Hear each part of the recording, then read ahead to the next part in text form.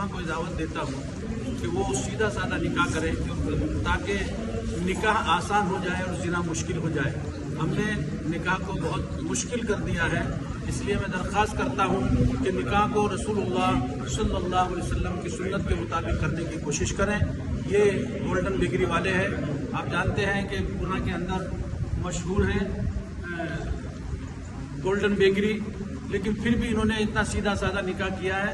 मैं सभी को दावत देता हूँ कि वो सीधे से सादे निकाह के ऊपर यानी चाय पानी के ऊपर ये निकाह को करेंगे तो इंशाल्लाह निकाह आसान हो जाएगा।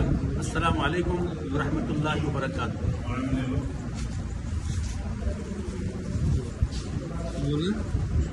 बोलना कुछ नहीं है, बस बोलना क्या है, इसे बढ़ावा दे दो। जो लोग थे सब लोग शामिल हैं। खजूर का दिख रहे हैं, खजूर, लस्सी और पानी।